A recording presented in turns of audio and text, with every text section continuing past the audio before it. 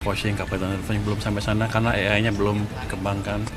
Dalam 3 bulan ke depan kita akan kembangkan sistem AI yang lebih siap di Bea Cukai. Kita ngelihat sistem monitoring dashboardnya Bea Cukai di sana, yang ke pelabuhan dan yang ke tempat-tempat lain. Saya juga sempat diskusi dengan atau teleponan dengan orang Bea Cukai di kapal yang dekat Batam sana. Ada kendala apa tadi ketemuin sana? Ya? Ada kendala apa terkait dengan monitoring sistemnya? Nggak ada kendala, cuma saya pengen lihat seberapa canggih sih punya Bea Cukai. Bisa nggak saya optimalkan untuk tadi mengurangi yang dikritik Pak Presiden, under invoicing. Di situ sebenarnya udah cukup bagus, tapi belum ke level dimana saya bisa secara online di situ aja monitor kapalnya under invoicing, Kapital belum sampai sana karena AI-nya belum dikembangkan. Dalam 3 bulan ke depan kita akan kembangkan sistem AI yang lebih siap di Bea Cukai. Berarti lanjutan dari yang LNSW kemarin ya Pak?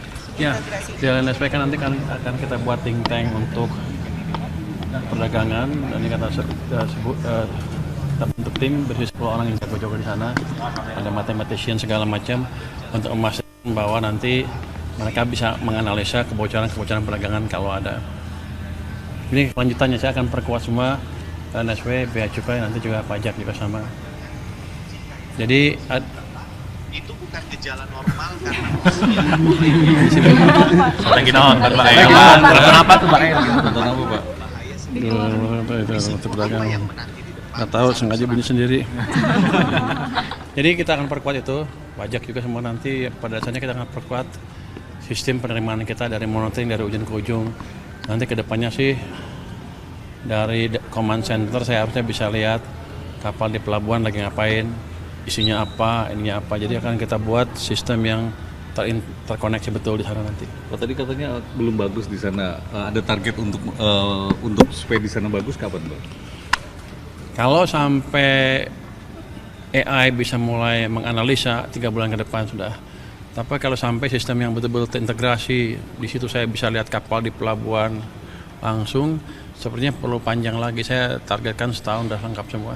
Tapi yang jelas dalam beberapa bulan ke depan harusnya penerimaan Bea Cukai akan lebih efisien dibanding sekarang. Tadi juga ada diskusi Balpres, saya juga baru tahu istilah Balpres itu. Impor barang-barang baju bekas seperti apa penanganannya. Rupanya selama ini hanya bisa dimusnahkan dan yang impor masuk penjara, saya nggak dapat duit, nggak didenda. Jadi saya rugi.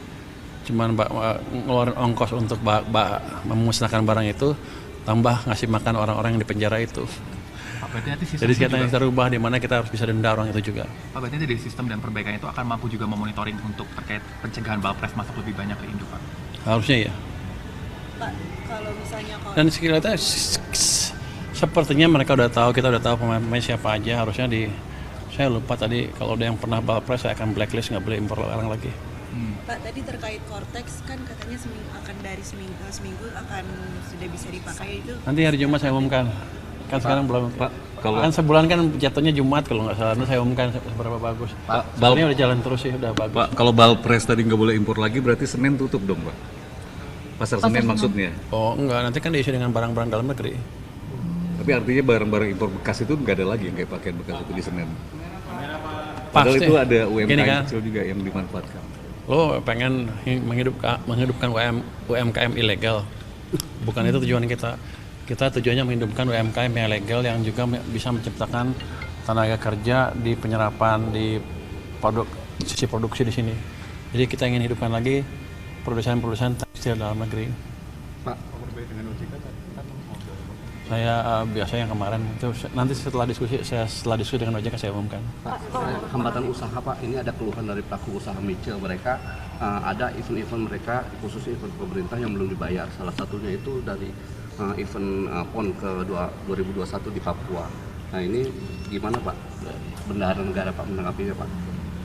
Nanti saya cek deh seperti apa. Tapi kan ini 2021 saya belum tahu, belum sampai ke saya juga. Saya juga dulu pernah dengar bahwa ada kontraktor dari kementerian yang nggak dibayar juga kan. Saya mau lihat itu sampai mana nanti. Saya belum tahu seperti apa sebetulnya.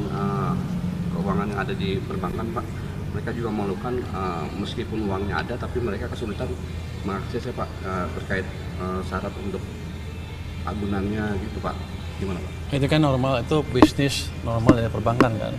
Dia juga nggak mau rugi kan, pasti harus ada agunan dan lain-lain kalau pinjamannya besar. Jadi begini, kalau bank uangnya banyak, push faktor untuk mereka untuk menyalurkan lebih besar dibanding sebelumnya. Karena kalau enggak dia bayar ke saya bunga kan, rugi dia.